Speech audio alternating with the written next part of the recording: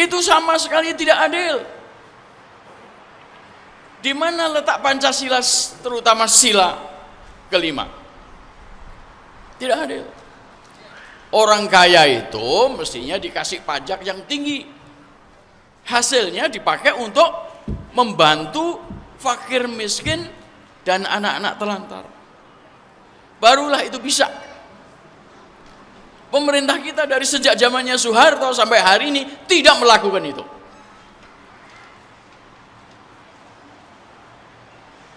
Apa yang bisa saya simpulkan dari situ? Mereka jahat.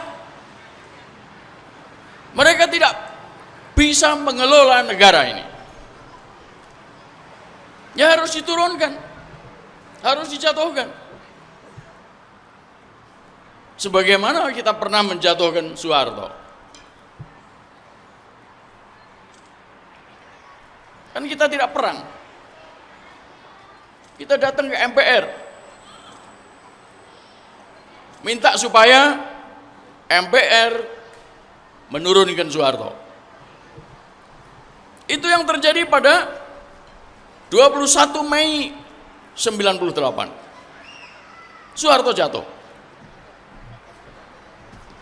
Inilah yang saya pikir perlu kita lakukan pada presiden-presiden yang jahat itu, termasuk Jokowi. Ahok ini adalah kepanjangan tangan daripada Jokowi. Tidak syak lagi, tidak perlu diragukan. Mereka berangkat bersama-sama menjadi gubernur dan wakil gubernur. Bahkan sekarang mereka sudah mulai merancang 2017 nanti Ahok menjadi terpilih lagi menjadi gubernur, nanti menjadi 2019 menjadi wakil presiden, lalu selanjutnya jadi presiden. Ini orang-orang asing yang menurut Undang-Undang Dasar 45 yang asli tidak boleh menjabat sebagai presiden. Tidak boleh. Ada gerakan yang membuat amandemen sehingga kata-kata asli itu dihapuskan. Ya mereka juga agar bisa masuklah itu. Cina brengsek itu.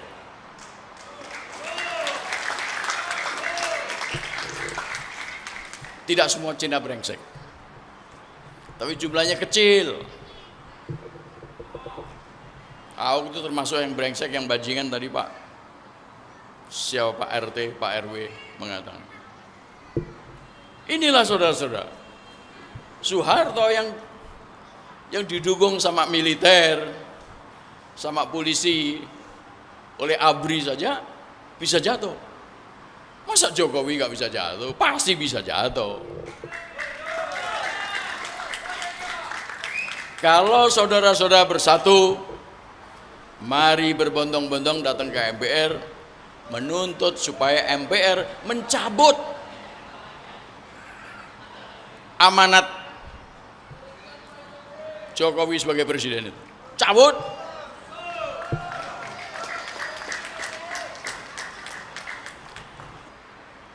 Yang ikut mendukung pertemuan ini adalah aliansi tarik mandat. Saya dan teman-teman yang lain, saya tidak tahu kalau ada kumpul di belakang ini. Saya termasuk yang lain-lain itu masuk dalam yang namanya rakyat bergerak.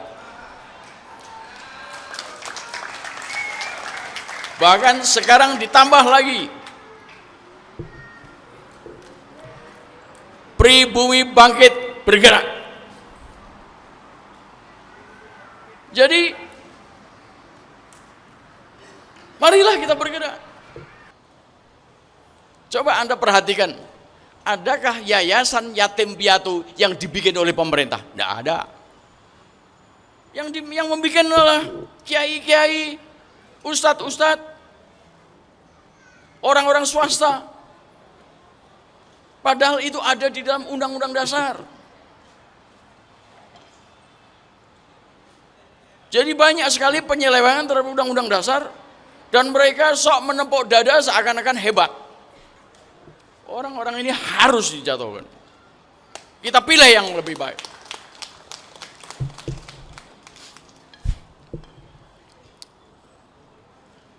Nah, di dalam perjalanannya ini, sebetulnya rencana Jokowi sama Ahok ini sudah sejak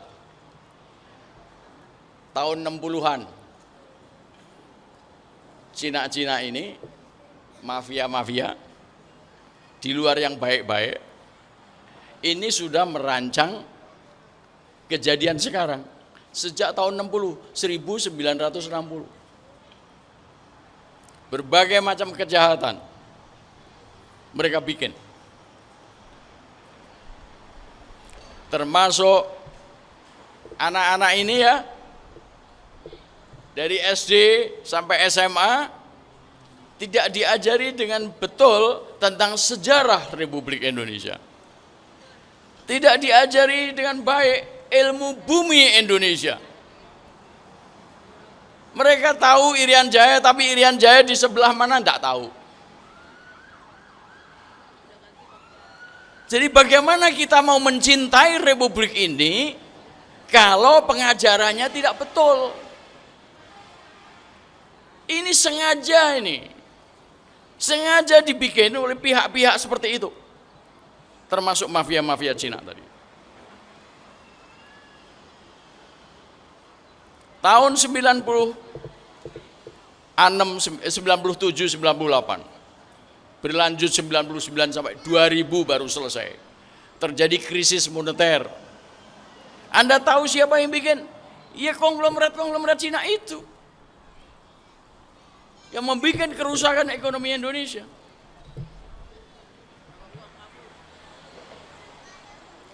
Lalu Undang-Undang Dasar 45 diubah sedemikian rupa sehingga MPR tidak lagi berfungsi. Bahkan saudara bisa melihat, mendengar dari koran, Jokowi itu merusak DPR, MPR supaya tidak bisa berfungsi mengendalikan pemerintah, supaya pikiran-pikiran Jokowi bisa lancar menista, mengkhianati rakyat Indonesia. MPR menjadi tidak berfungsi. DPR cuman mengharapkan uang, tidak peduli kepada Anda. Ini ada yang merusak. Yang merusak ya kekuasaan jahat itu tadi. Yang kedua, kata-kata Indonesia asli, bahwa presiden harus orang Indonesia asli, dicoret juga sama mereka. Sehingga masuklah Cina-Cina itu, termasuk si Jokowi tadi itu, dan Ahok masuk. Dan mereka sudah merancang periode-periode sesudah itu, mereka juga yang bakal masuk. Nah, ini harus kita cegah. Harus kita cegah. Karena mereka bajingan. Mereka brengsek. Tujuan mereka adalah menggusur pribumi dan khususnya umat Islam. Menjadikan seperti yang dinyanyikan oleh saudara Yayan kemarin, menjadikan Indonesia seperti Singapura.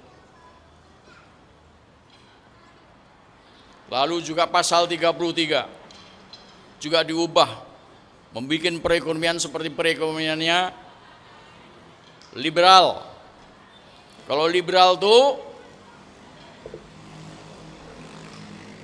masing-masing pemain ekonomi berkelahi satu sama lain, bebas. Yang kuat boleh mengalahkan yang lemah. Prinsip hidup kita tidak begitu. Yang lemah harus ditolong. Yang lemah harus dibantu. Fakir, miskin, dan anak-anak telantar harus dipelihara oleh negara. Tidak boleh justru dibasmi, dihabiskan sama yang kuat. Ini perubahan atau amandemen terhadap Undang-Undang Dasar adalah seperti itu.